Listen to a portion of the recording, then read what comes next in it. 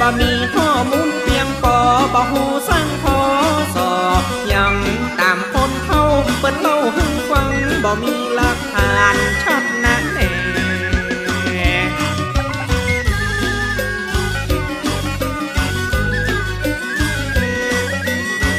วัดทุ่งปากเกร็ดหรือปากเกร็ดคำเป็นวัดโบราณเก่าแก่สมัยสงครามบ้านเมืองย่ำแย่ถูกพม่ายึดของเมืองเขาวัดเขาว่าบะเลือหักเงาเห็นข้าตุเจ้าตนบุญห่มเหลืองสมัยขาดความเจริญรุ่งเรืองพม่ายึดเมืองเชี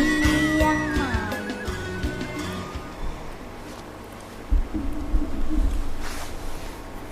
อหังวันตามิขอนอบน้อมแด่พระอรหันตสัมมาสัมพุทธเจ้าผู้แสวงหาซึ่งประโยชน์อันยิ่งใหญ่ขอนอบน้อม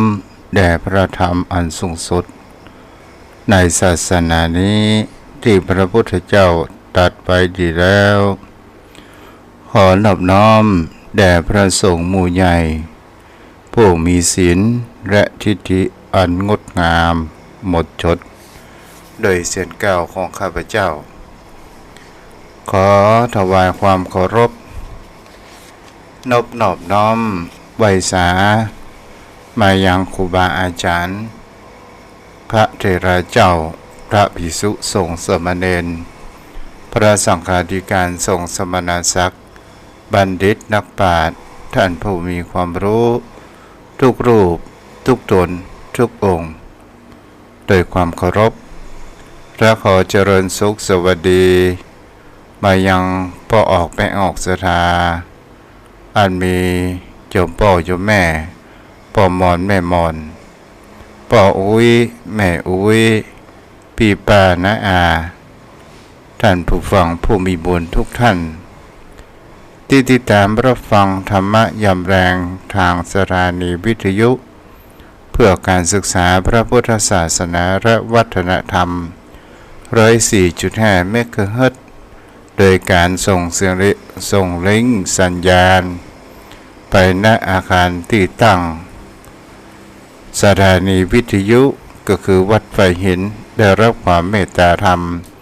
จากท่านพระอาจารย์พระครูสมุวิสุวัตวรกิจโจและขึ้นธรรมะสีขาวที่ได้เกาะริ่งส่งสัญญาณไปในเครือข่ายโดยรับความเมตตาธรรมของท่านอาจารย์พระครูอภิวัตวัฒนวิกรมเจ้าอาวาสวัดปากทางเจริญตลอดจนถึงที่ได้เกาะริ่งส่งสัญญาณไปมาณโอกาสนี้ขอขอบคุณศรัทธาญาติโยมที่รับฟังอยู่ณขณะนี้ก็บางคนก็มีเสียงรถหรือว่าเสียงเครื่องตัดหญ้ามันเข้ามาในรายการก็ขออภัยไว้ตัวยอมพ่อยอมแม่ท่านผู้ฟังวันนี้เราก็มาอยู่กับกันในวันศุกร์ที่6เดือนตุลาคมพุทธศักราช2566ในเมื่อแรงของวันแฮมแรม7 ค่ำวันพรุ่งนี้ก็เป็นเดือน12แรม8 ค่ำกาลเวลามันก็ร่วงเลยและผ่านไปไวเหมือนโกหกโยมพ่อโยมแม่เป็นสิ่งที่เราจะหันได้ว่าแฮมบักกี่มื้อกี่วันก็จะออกพรรษาหลังจากออกพรรษาก็เป็นหน้าเทศกาลทำบุญทานกฐินแต่ละวัดแต่ละวาบางวัดก็มีบางวัดก็มามีเจ้าภาพอย่างกับวัดอัตมภาพยังไม่มีเจ้าภาพผู้ใดมาจองขอบอกบุญให้กับโยมพ่อโยมแม่ผู้ที่อยากจะทำบุญ ในการเป็นเจ้าภาพในการทำบุญทานกฐินสามัคคีก็อันนี้ก็บอกบุญให้โยมพ่อโยมแม่นั้นได้รับฟังกันไปพระสงฆ์องค์เจ้าในวัดนี้มีอยู่5 รูปเลน5 รูปอันนี้ก็คือตามที่ได้บอกให้โยมพ่อโยมแม่เป็นข้อมูลโยมพ่อโยมแม่วัดตุเจ้านั้นสิ่งที่ขาดในการก่อสร้างก็คือยังค้างกำแพงเนาะโยมพ่อโยมแม่เพราะว่าในนี้กำแพงเป็นกำแพงรุ่นเก่าก็รายได้วัดทุกครั้งก็มาจากการทำบุญทานกฐินเป็นสิ่งที่ได้มากันเป็นส่วนมากศรัทธาญาติโยมวันนี้ก่อนที่เราจะธรรมะก่อนที่จะสนทนาธรรมกับพ่อหลานวันนี้ก็จะได้จาเกี่ยวกับคำว่าสิ่งที่ตุเจ้านั้นคิดในเรื่องแห่งชีวิตของผู้คนเฮาบางครั้งบางคราวคนเฮานั้นไปสนใจแต่เรื่องของบุคคลอื่นและสนใจผลเฮาว่าเพ่งจ้องจับผิดแต่เรื่องของคนอื่นแต่ผู้คนตนตัวของเฮานั้นเฮาบ่เคยเพ่งเรงและบ่เคยอบรมแห่งจิตแห่งใจของตนตัวของเฮานั้นชอบว่าคนอื่นชอบนินทาคนอื่นแล้วถามว่าการนินทาคนอื่นมันเป็นเรื่องธรรมชาติเป็นเรื่องธรรมดาหรือไม่ก็ตอบได้ว่ามันเป็นเรื่องธรรมดาเป็นเรื่องของธรรมชาติในความเป็นมนุษย์ของผู้คนเฮาแต่คนถูกนินทาถ้าบุคคลถูกนินทาถ้ามีอารมณ์ก็จะสามารถทำร้ายตัวบุคคลที่นินทานั้นสามารถที่จะทำได้หรือเขาจะตั้งฉายาจะเป็นไทยรัฐเดลินิวข่าวสดหรือทางอื่นๆต่างๆนานาอย่างนี้เป็นต้นแล้วเป็นสิ่งที่ผู้คนเฮานั้นหันแห่งประการหนึ่งว่าในวิถีชีวิตของผู้คนเฮาถ้าเฮาอุปมาเหมือนตำราและหนังสือโยมพ่อโยมแม่ตำราและหนังสือนั้นมันมีอยู่แล้วมันมีมากมายก่ายกองจนผู้คนเฮานั้นบ่ได้สรรหาและบ่ได้ท่องไปเที่ยวไปซื้อหนังสือนั้นหนังสือนี้เพราะว่าในยุคปัจจุบันถ้าเป็นคนรุ่นใหม่ก็มีทางอินเทอร์เน็ตถ้าเป็นคนรุ่นเก่าก็จะต้องซื้อหนังสือธรรมะแล้วเมื่อเฮาซื้อมาแล้วเฮาจะอ่านสัก2-3 หน้าแล้วเฮาก็วางไปแล้วก็เป็นสิ่งที่ผู้คนเฮานั้นก็เลยมาให้ความสำคัญแห่งการอ่านหนังสือนั้นเกิดขึ้นชีวิตของผู้คนเฮาก็เหมือนกันโยมพ่อโยมแม่เฮาบ่เคยที่มีความสนใจที่เฮาจะอ่าน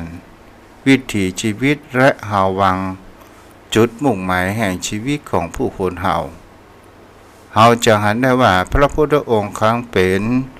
พระโพธิสัตว์สร้างบารมีสมภาร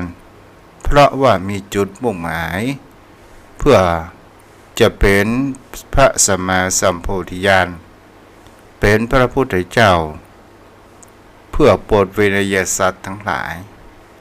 ก็ยังสั่งสมบุญญาบารมีก็หมายถึงเขาว่าได้อ่านหนังสือได้รู้แผนที่ในสิ่งที่นั้นกระท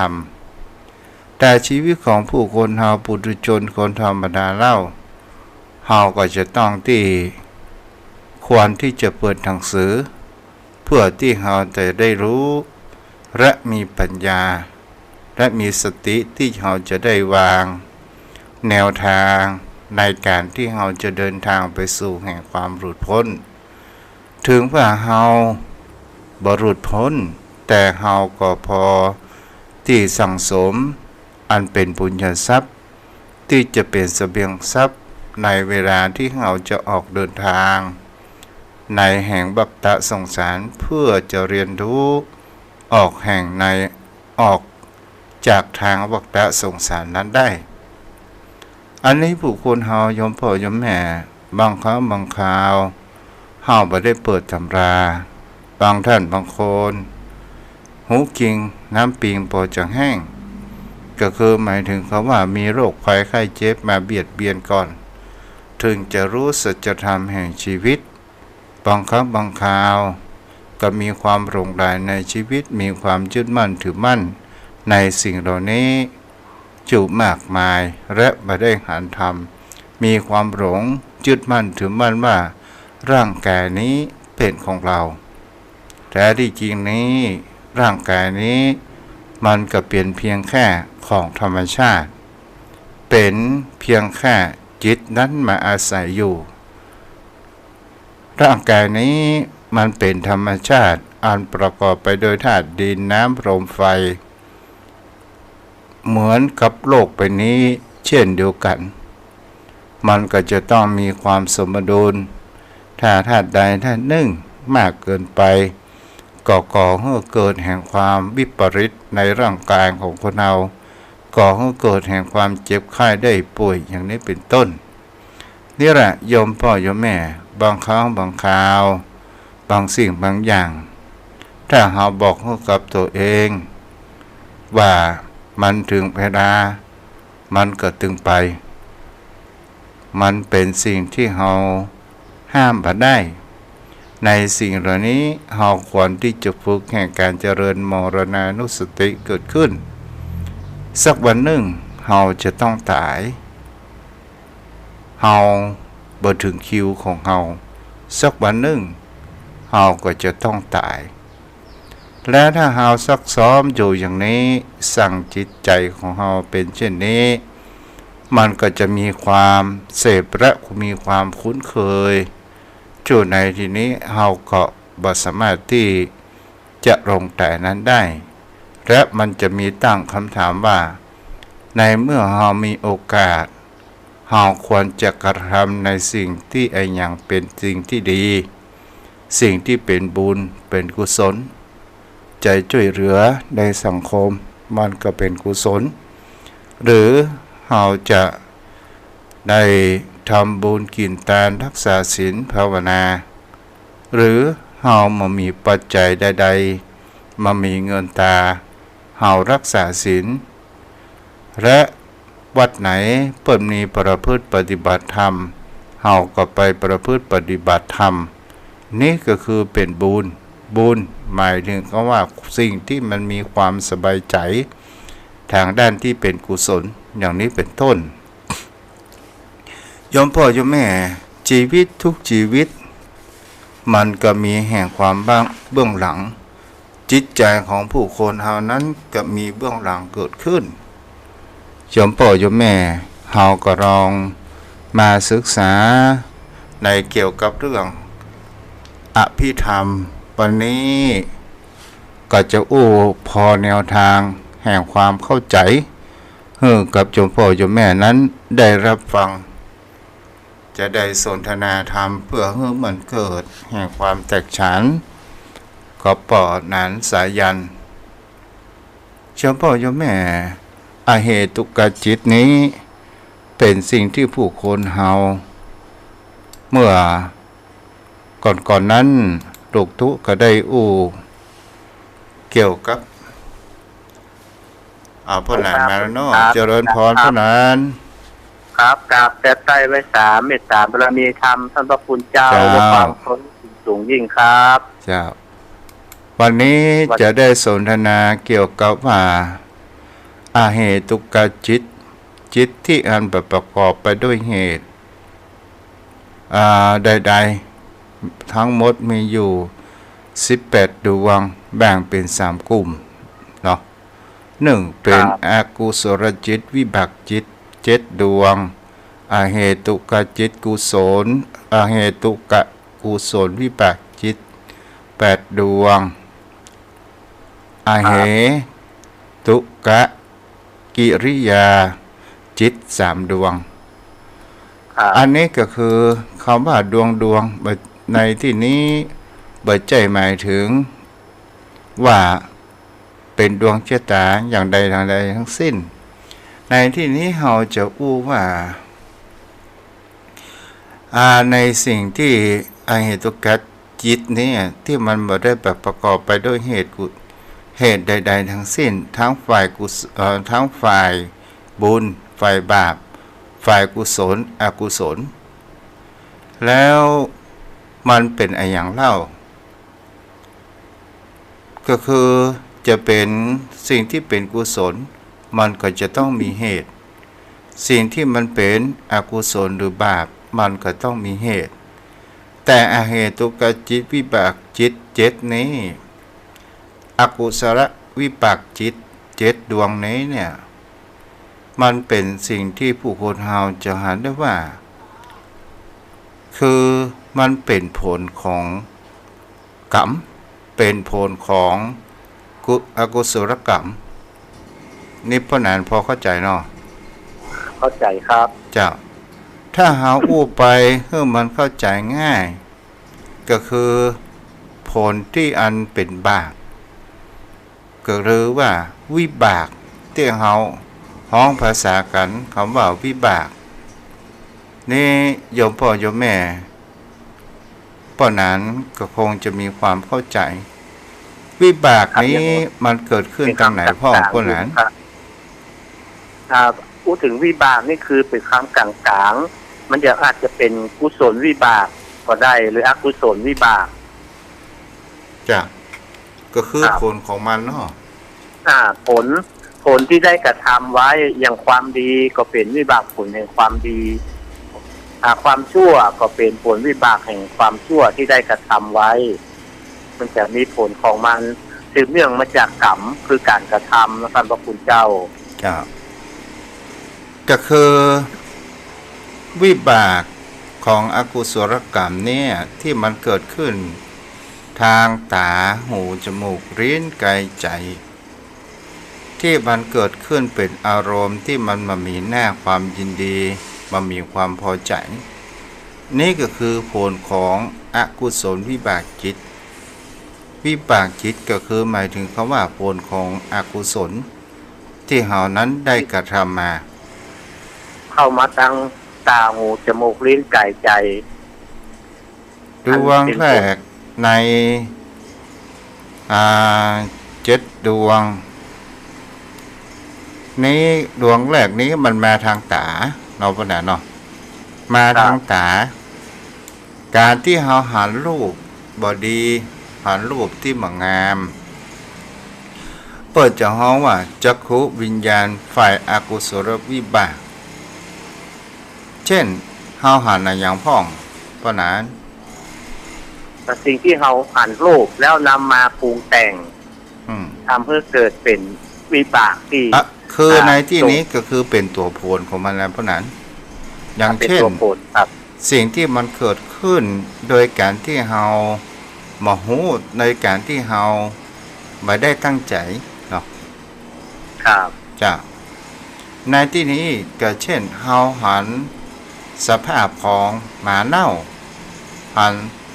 ศพเน่าของปฏิกูลโสโครกหันคนทะเลาะตีกันทำหันว่าความวินาศต่างวินาศภัยต่างๆนานาเกิดขึ้นแล้วมันเป็นผลแห่งความทุกข์อย่างเช่นเฮาหันกินแหนงได้แม้เงามาหันสู่เขาพิษกันตีกันเนี่ยอย่างนี้เป็นต้นเนาะอันนี้เห็นในสิ่งที่ดีมางามแล้วนำมาปรุงแต่งขึ้นทำให้เกิดเป็นอกุศลของผลของวิบากนะครับก็คือเหมือนกับว่าเฮาบ่ได้ตั้งใจมันมากระทบเองก็คือมันเหมือนกับว่าผลแห่งการกระทำที่มันผ่านเนาะผ่านมาก่อนนั้น ต่อมาก็คือทางหูได้รับยินเสียงที่บดีก็คือมีความรู้สึกบางครั้งบางคราวก็มีความเฉยๆวิบากทางหูเรียกว่าโสตวิญญาณอกุศลวิบากเช่นนี่ได้กระทบกับเสียงนะคอรับย่างที่ตุเจ้าว่าโอ้อย่างไปเร็วนี่อ่ะอย่างพ่อหนาได้ยินเสียงเครื่องตัดหญ้าอ่ะโอ้ท่านพระคุณเจ้าโอ้อันนี้ไม่ได้ยินเสียงนะครับเครื่องแต่หญ้าได้ชัดเจนนะครับเพราะมันอันนี้ตุเจ้าได้ยินเสียงเครื่องตัดหญ้ามันรบกวนสมาธิของตุเจ้าอันนี้ก็คือวิบากมากระทบกับโสตวิญญาณนะครับวิบากตลอดจนถึงการเสียงด่าเสียงทะเลาะวิวาทตลอดจนถึงเสียงเป็ดที่มีความโหยหวนมีความร้องความทุกข์และทีนี้มันก็เกิดความทุกข์ส่งไปถึงยังจิตยังใจแล้วมันก็ก่อให้เกิดคำว่าอย่างนี้ล่ำบ่เหลือออกรายการวิทยุก็บ่ได้รักใคร่กับรักใคร่อย่างนี้เป็นต้นเนาะเป็นอารมณ์ที่ปรารถนาเป็นอารมณ์ครับต่อมาทางจมูกหรือว่าหูดังที่เขาได้รับกลิ่นที่บพึงพอใจเรียกว่าคณะวิญญาณฝ่ายอกุศลวิบากเช่นเหม็นกลิ่นสิ่งที่มันเน่าเหม็นกลิ่นสัตว์ตายเหม็นกลิ่นปนห้องว่ากลิ่นเน่ากลิ่นเหม็นกลิ่นที่มันตายไปแล้วกลิ่นที่มันเป็นปฏิกูลกลิ่นปนห้องว่ากลิ่นเนาะกลิ่นขี้แห้นี่เนาะแม่นก่อครับเป็นกลิ่นที่เป็นที่ของเสียของโสโครกปฏิกูลมากระทบกับคณะวิญญาณคือจมูกอันนี้มันก็คือเป็นของเหม็นอยากว่าเราไปนั่งในรถโดยสารมีคนหนึ่งมันรักษาเนื้อสาตัวแล้วก็ปล่อยคือขี้แหะเหม็นแล้วเราก็ไปนั่งใกล้มันเนี่ยเหม็นเขียวขนาดเนี่ยท่านพระคุณเจ้าบัลลังก์เป็นฝรั่งเนี่ยก้าท่านเจ้าอันเนี้ยหมู่ตั้งแขกอินเดียอย่างก็มีเนาะคนบ้านเฮาก็มีที่มีกลิ่นตัวแห้งครับนะอันเปิ้นฮ้องว่ากลิ่นเน่าเหม็นเนี่ยมันเป็นตัวผลหรือว่าเป็นตัววิบากโอ้ยกูเป็นอย่างไม่เจ็บหมดแต่ว่าเหม็นขี้แห้ไอ้น้อยนี่อ่ะ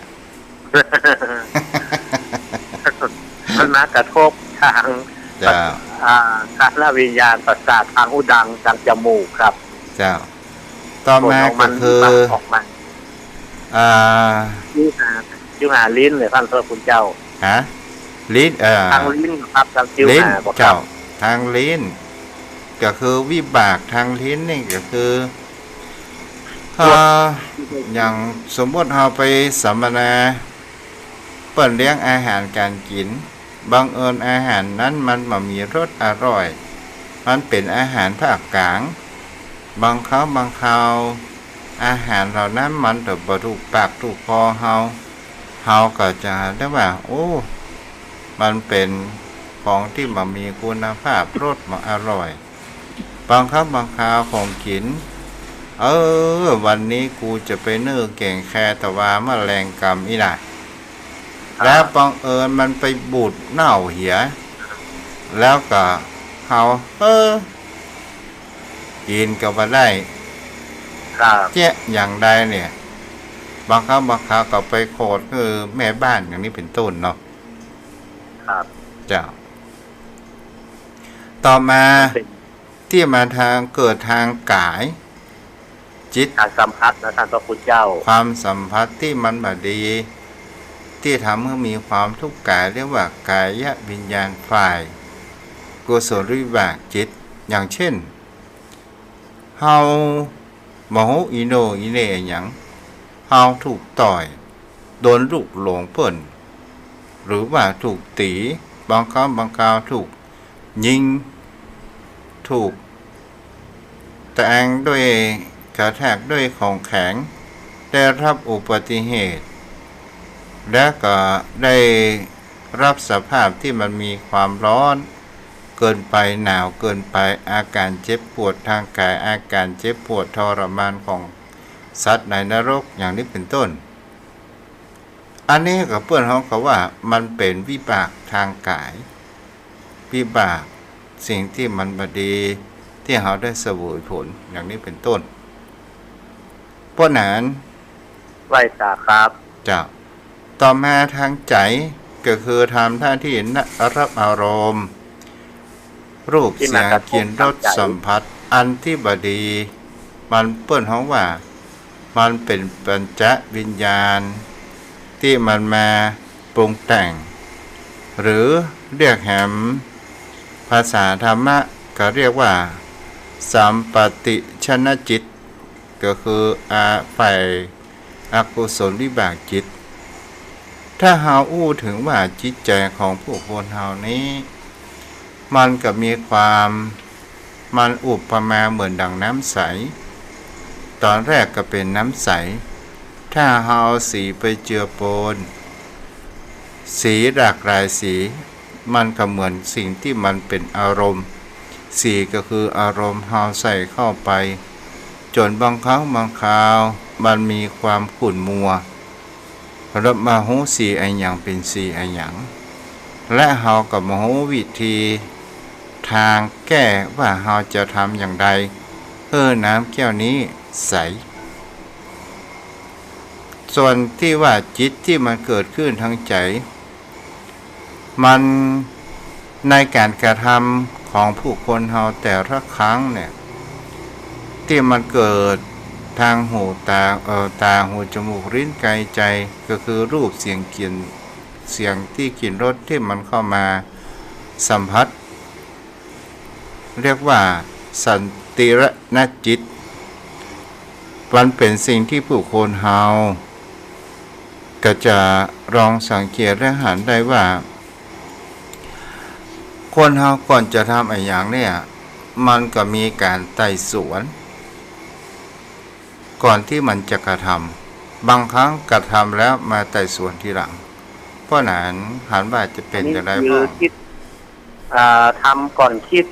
หรือว่าคิดก่อนทำเนี่ยครับท่านพระคุณเจ้าถูกต้องทั้งสิ่งที่บางครั้งก็ทำไปก่อนแล้วมาเกิดผลคิดทีหลังจะทำเพื่อเกิดการผิดพลาดก็ได้ครับท่านพระคุณเจ้าต่อสิ่งที่มากระทบ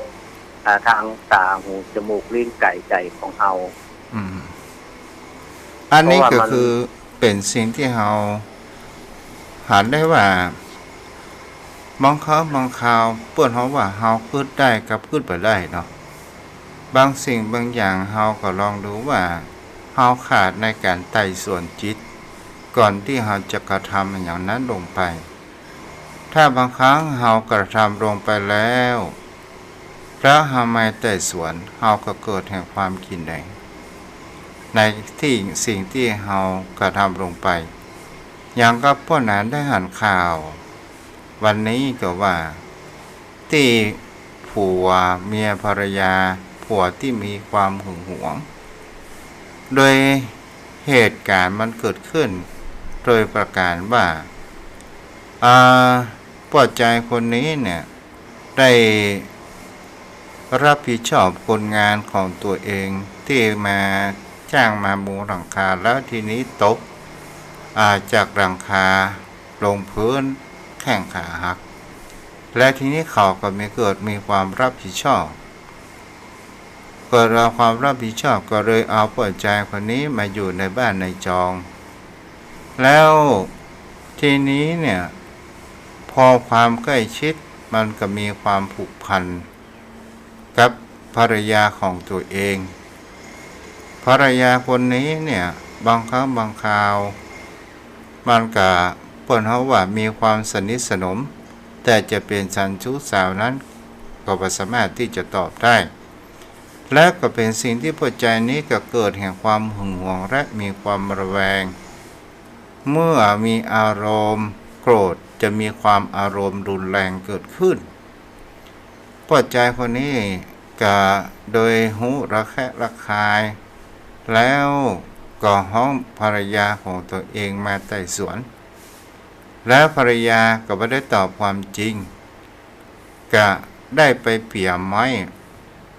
มาบุบภรรยาและจนตายและเอาภรรยานั้นแน่นิ่งไปตอนสุดท้ายก็ได้ก็มีความฮักในตัวภรรยาอยู่นอนกอดศพภรรยานั้นคืนหุ้งก่อนที่เขาจะเอาไปใส่หีบใส่โลงปอดใจคนนี้เขายังขอหอมแก้มก่อนที่จะไปสู่โรงพักนี่เพราะนั้นจะหันให้ว่ามันเป็นสิ่งที่บางครั้งบางคราวคนเฮาทำลงไปแล้วมาไต่สวนพิจารณาทีหลังมันก็เกิดแห่งความเกลียดชังเนาะเจ้าฮะบ่ได้ไข้ควรขาดสติบ่ได้ไข้ควรพิจารณาด้วยอำนาจของความโกรธเข้ามาครอบงำบ่ได้พิจารณาโดยแยบคายใช้อารมณ์เป็นหลักมันมีสติสัพพัญญะในการพินิจพิจารณาถึงเหตุถึงผลก็เมื่อเหตุเกิดขึ้นแล้วก็มาเสียใจกินแหนงไม่รูนครับก็ต้องได้รับกรรมที่ได้กระทำไว้สิ่งที่คำว่ากรรมผลของอกุศลวิบากจิตเนี่ยมันอยู่สองการเวลาก็คือ1ปฏิสนธิการ2ผลประวัติการเพราะนั้นพอเข้าใจก่อนการในที่นี้ครับคือผลในขณะที่ทำลงไปและหลังจากที่กระทำแล้วถูกต้องเนาะก็คือปฏิสนธิการก็หมายถึงเขาผ่าส่งผลเพื่อนำไปในเกิดพบใหม่ชาติใหม่หมายถึงว่าตายแล้วไปเกิดทันทีทันใดแล้วมันก็ไปส่งผลติดตามนั้นภายหลังไปสู่ภพภูมิใหม่ในสิ่งที่เรากระทำในสิ่งที่บดี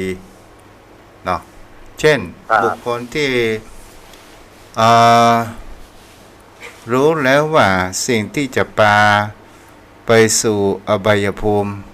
ก็คือโกรธเนาะอบายภูมิโกรธที่ได้กระทำไว้แล้วก็ความโลภไปอสุรกายเนาะไม่ก่อนฮะแม่นครับคือความโลภความโกรธความหลงนี่เป็นต้นเหตุที่จะทำให้เข้าสู่อบายครับแล้วโมหะนี่นำพาไปเกิดเป็นสัตว์เดรัจฉานเนาะ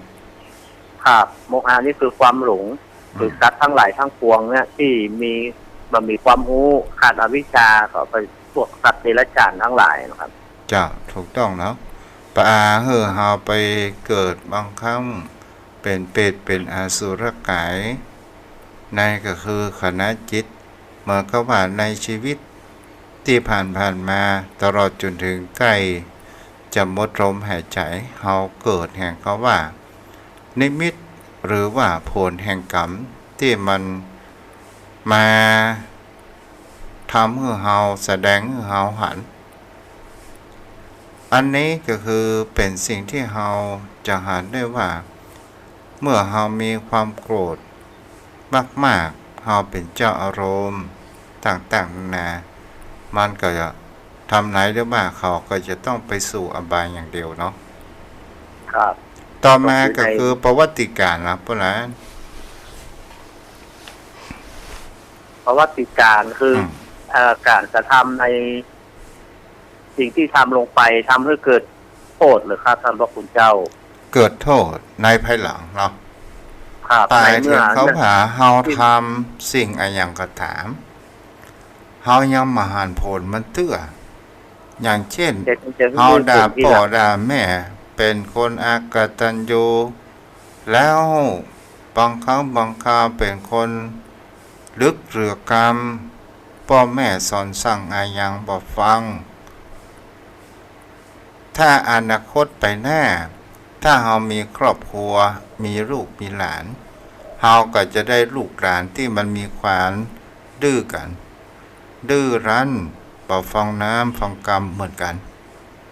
เป็นผลตอบแทนที่เราได้กระทำมาก่อนจากอันอย่างก็เขาว่าอันนี้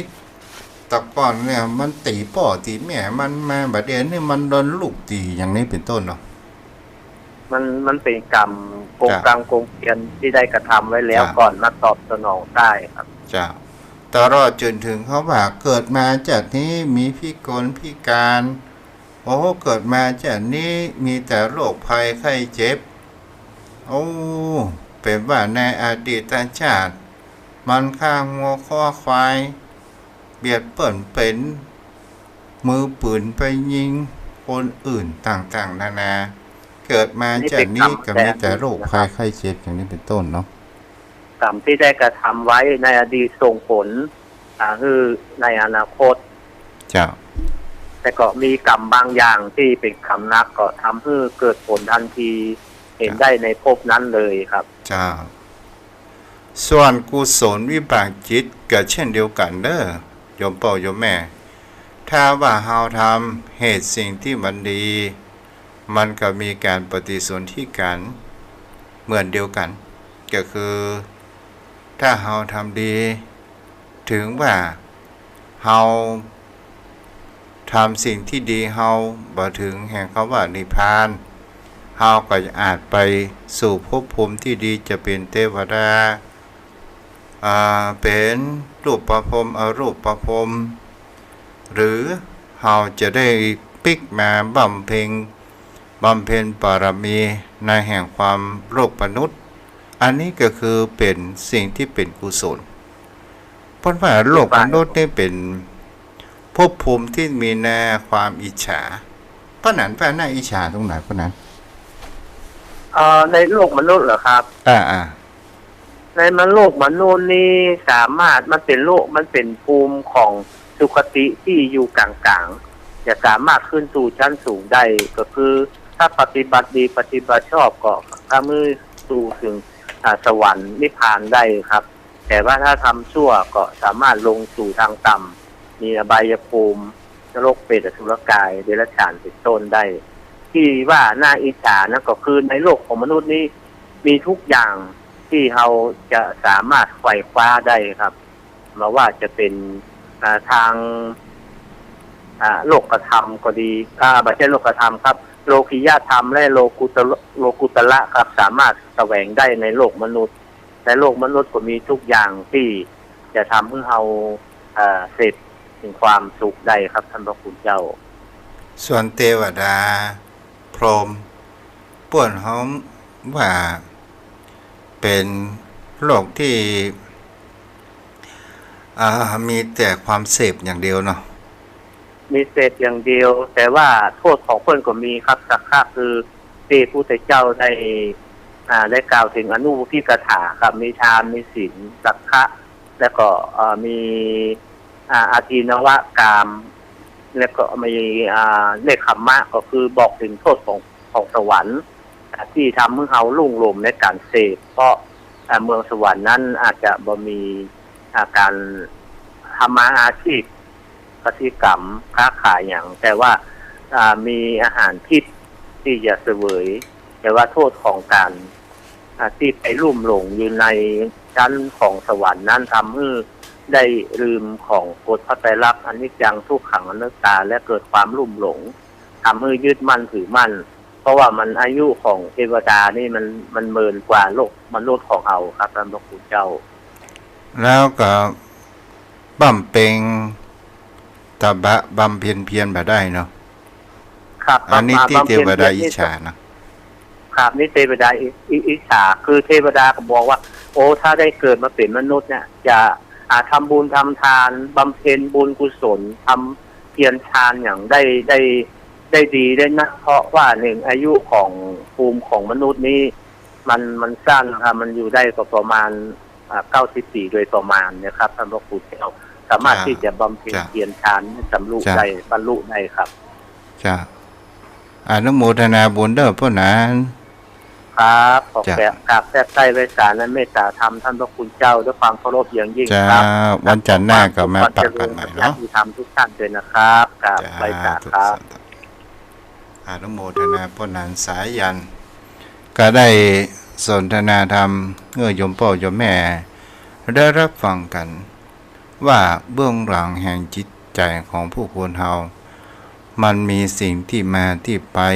และเป็นสิ่งที่เฮาจะเห็นว่า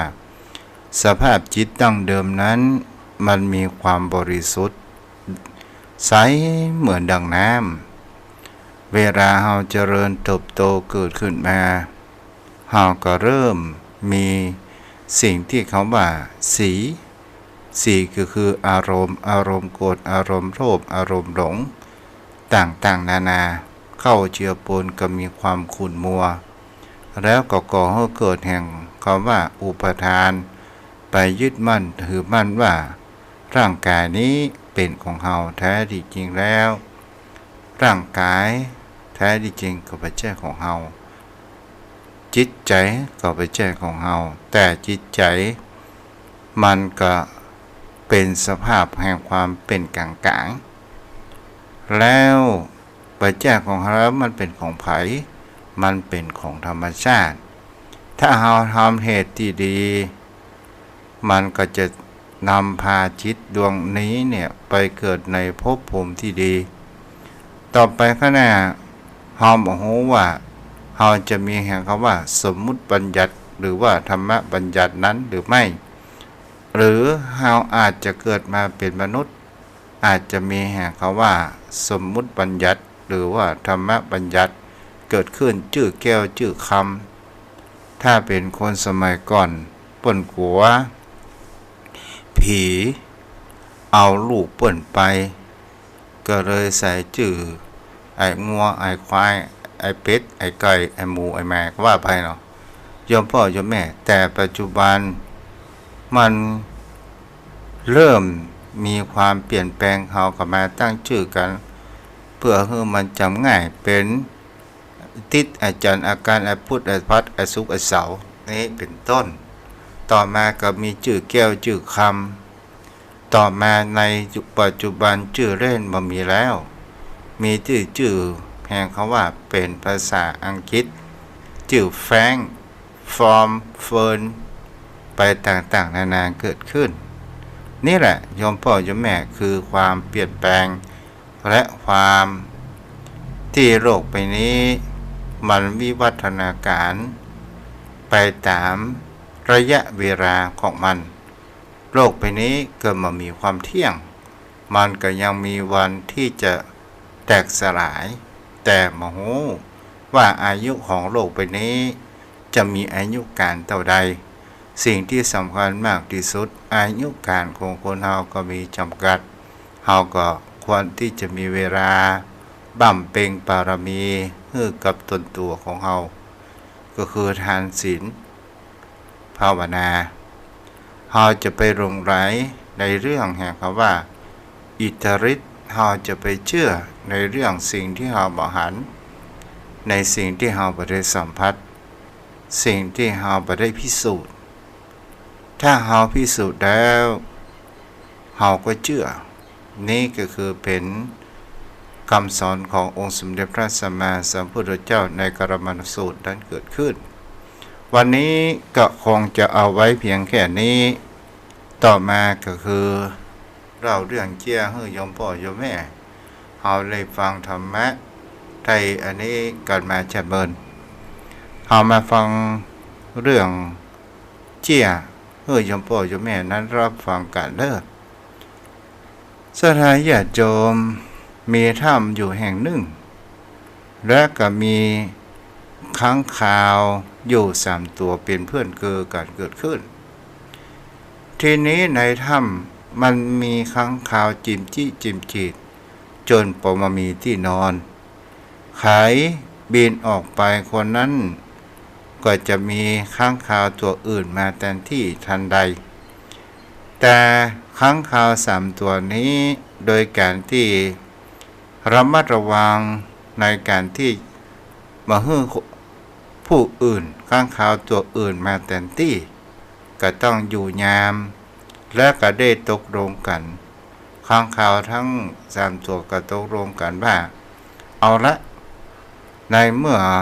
เฮาอยู่กันที่นี่แล้วเฮาบ่ได้กินอาหารอะไรหยังประเด็นนี้เฮาจะเอากันอย่างใดเอาอย่างอี้ดีกว่าเฮาเปลี่ยนเวรยามกันต้องไปหากินตัวหนึ่ง2ตัวนี้ต้องเฝ้าตี้ศรัทธาญาติโยมตกลงป่ะโอ้ตัวแรกนั้นก็ได้บินออกจากถ้ำไปศรัทธาญาติโยมทั้งหลายไปจัดเมินพอหายพอดีออกมาหัวค่ำปิกมาประมาณสัก4 ทุ่มโอ้ศรัทธาญาติโยมข้างข่าวตัวแรกนี้ก็ออกไปกินผลไม้ของชาวบ้านต่างๆนานาแล้วก็กลับมาหาอิ่มละไปไอ้2ยิงไปเลยตัวที่2นั้นมันก็ออกไปศรัทธาญาติโยมทั้งหลายมันก็ออกไปเที่ยวหากินซึ่งมันเป็นอยู่ในยามแห่งใกล้เที่ยงคืนโอ้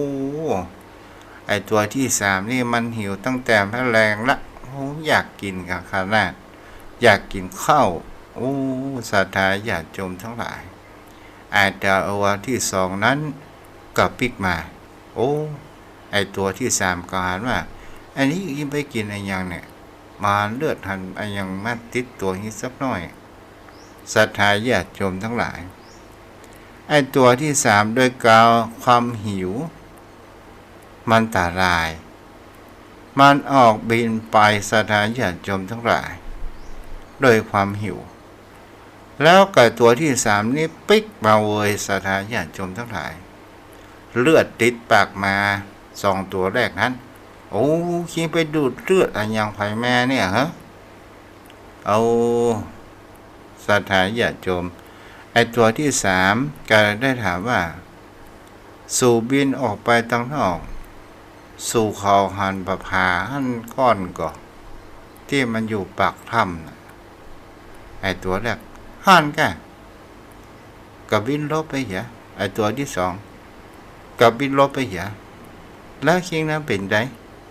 คิงนี่กินเลือดเนาะได้กินเลือดให้กินเลือดอะไรอย่างตาไหลบินไปเอาปากไปจนประภาเป็นเลือดมาเนี่ยสู่เขามาหันไงตาไหลให้มันได้กินอย่างซักอย่าง เอาละโยมพ่อโยมแม่วันนี้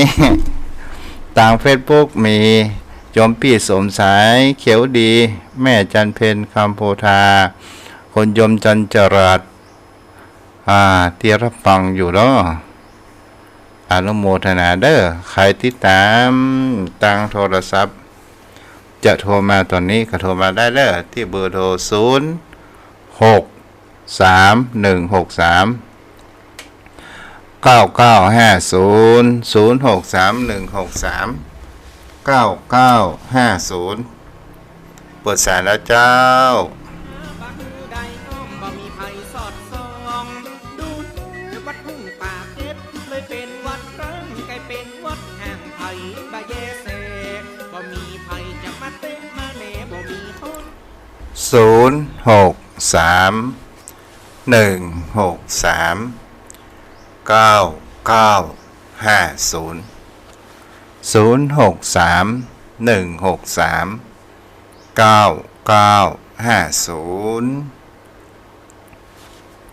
บ่มีไผพ่อไผก้อยกลายเป็นป่าอูป่าหุบคนโอพยพหายสอยละมือวัดล้างเงาหงอยผ่านมาได้100 ปีกว่า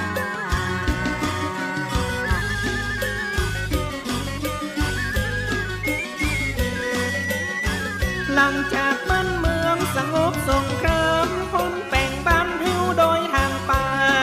ผู้คนหลายเตะหลายว่ามาตั้งหมู่บ้านคนโยมจันจรัสโยมแม่เนาะป่าการผู้คนเรามีอัตตาสูงการละสิ่งที่มี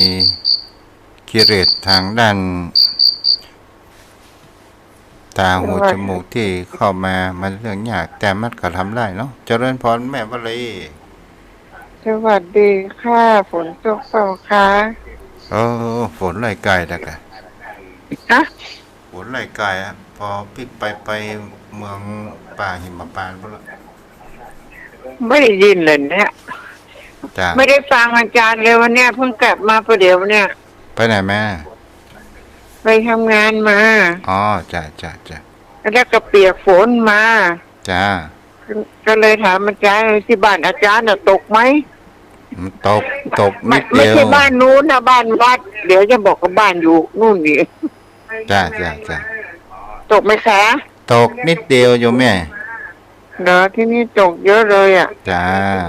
อานุโมทนาจ้าอาบน้ำจ้ะ0631639950 010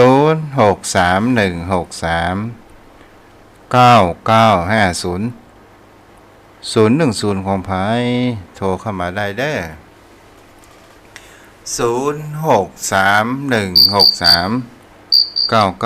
0631639950เจริญพร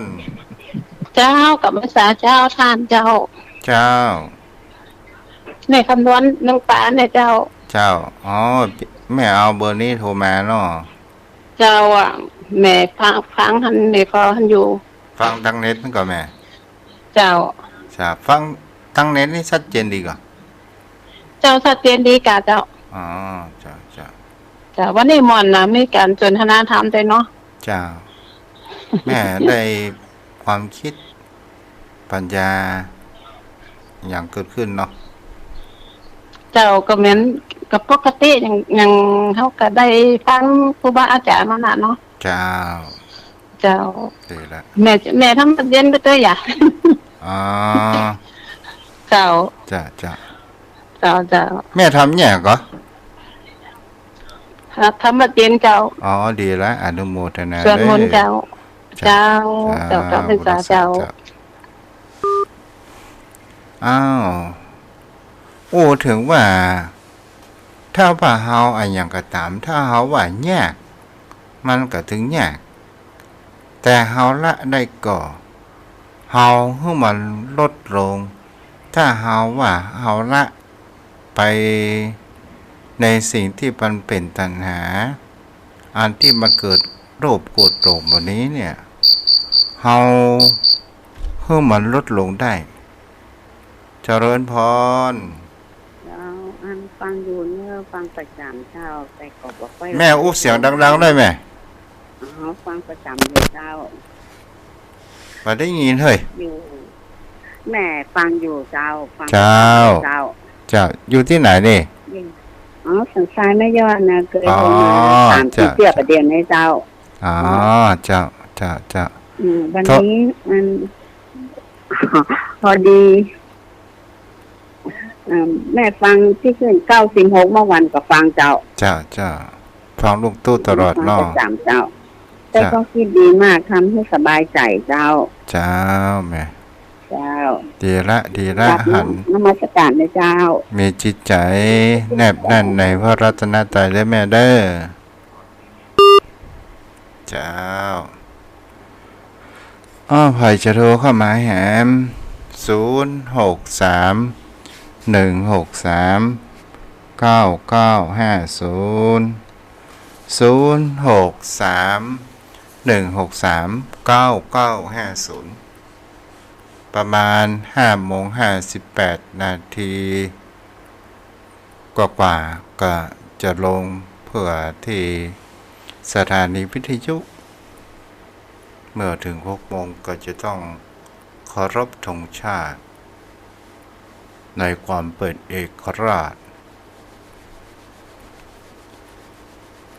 0631639950ถ้ามามีภัยโทรมา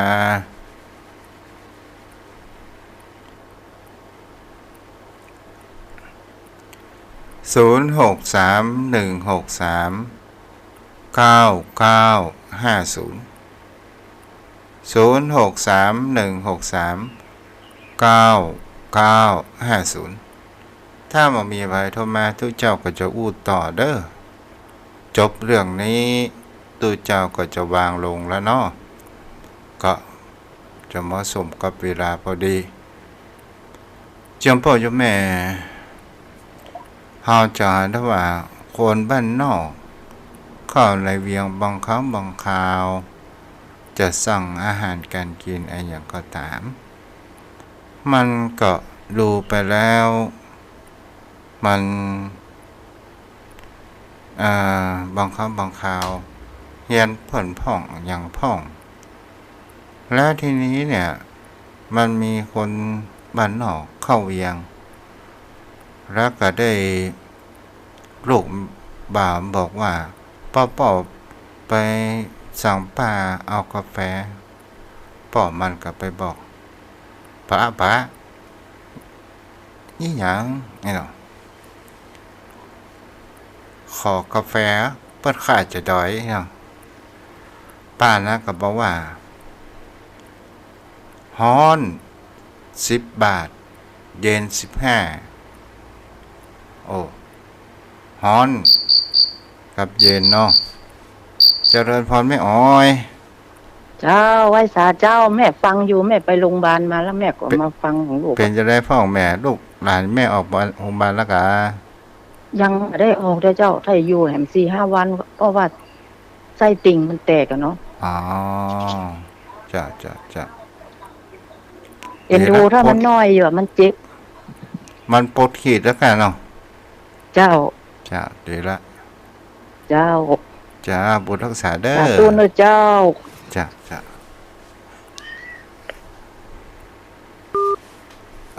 ถึงไหนละกาแฟฮ้อน10 บาทเย็น15ทีนี้มันก็เอากาแฟฮ้อนเพราะมันถูก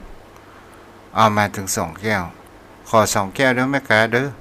เอาแก้ว10 บาท2 แก้วเอามาแล้วทีนี้ป้อมันก็กินแบบฮ้อนๆแบบลวกปากลวกคอแต่ลูกมันฉลาดลูกมันก็เป่าฟูก่อนที่จะกินแล้วมันก็เดือดลูกมันเองว่าที่จะเป่าอย่างจะเป่าให้มันเย็นอย่างมันฮ้อนเนี่ยแก้ว10 บาทน่ะถ้ามันเย็นน่ะ15 บาทก่อนนะ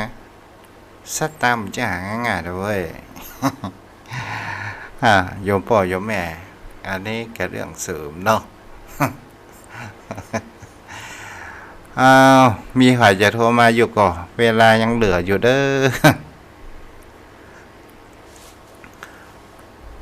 ไม่จะขอเล่าย้อนถึงประวัติณสมัยตะก่อนชื่อว่า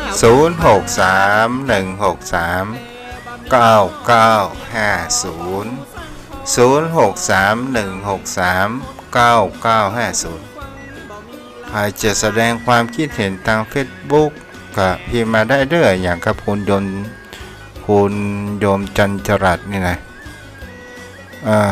ก็เป็นสิ่งที่ดีเนาะเพราะว่าความเป็นอัตตาที่ผู้คนเฮาเนี่ยหลงก็คือบางบุคคลที่หลงในยศถาบรรดาศักดิ์หลงในอำนาจหลงในวัตถุสิ่งของหลงเขาว่าอัตตาตัวกูของกูแล้วถือว่าเป็นบุคคลที่มีอวิชชามหาแสงสว่างอย่างแท้จริงถ้าเป็นหนังสือก็หมายถึงว่าหนังสือเล่มนี้บอกเกิดที่จะเปิดอ่าน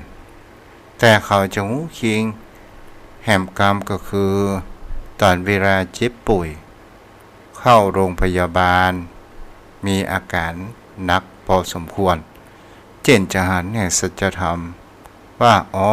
ชีวิตของเราก็เป็นเช่นนี้บางครั้งบางคราวในเรื่องแห่งเขาว่ากิเลสตัณหาต่างๆแม่นมันหาทางที่ว่าเฮาละมันมาได้แม้กระทั่งเทวบุตรเทวดามันก็ยังมีอยู่แต่สิ่งเหล่านี้เฮามันลดน้อยถอยลงไป เพิ่มมันได้มากก็จะเป็นดีกับต่อจิตต่อใจของเรานั่นเองและเราก็ลองสังเกตว่าผู้คนผู้ใดที่เป็นคนเจ้าอารมณ์เจ้าโกรธเจ้าแค้นถามว่าเขามีความสุขก็ไม่มีความสุขมีแต่ความเดือดร้อนถ้าบุคคลที่มีความโลภล่ะเขาจะมองทุกสิ่งทุกอย่างไปโดยแห่งความมืดมิดจะมาหันหน้าพ่อหน้าแม่มาหันพี่หันน้องหันญาติหันมิตรสหายต่างๆนานาหันแต่ผลประโยชน์หันแต่ว่าแผ่นดินนี้จะเป็นของกูนั้นเสียคนเดียวมันก็จะทำให้เขานั้นได้รับผลในภายหลังก็คือความลำบากจิตใจความร้อนต่างๆนานานั้นเกิดขึ้นต่อมาก็คือความหลงเฮาหลงอะไรยังก็ตามจอมพ่อจอมแม่มันจะเรื่อมไปเสียทุกสิ่งทุกอย่างหลงในที่นี้เรียกว่าอวิชชาหลงในกำอู้กำจ๋าหลงหน้าหลงตาธงชาติและเพลงชาติไทยเป็นสัญลักษณ์ของความเป็นไทยเราจงร่วมใจยืนตรงเคารพธงชาติด้วยความภาคภูมิใจในเอกราชและความเสียสละของบรรพบุรุษไทย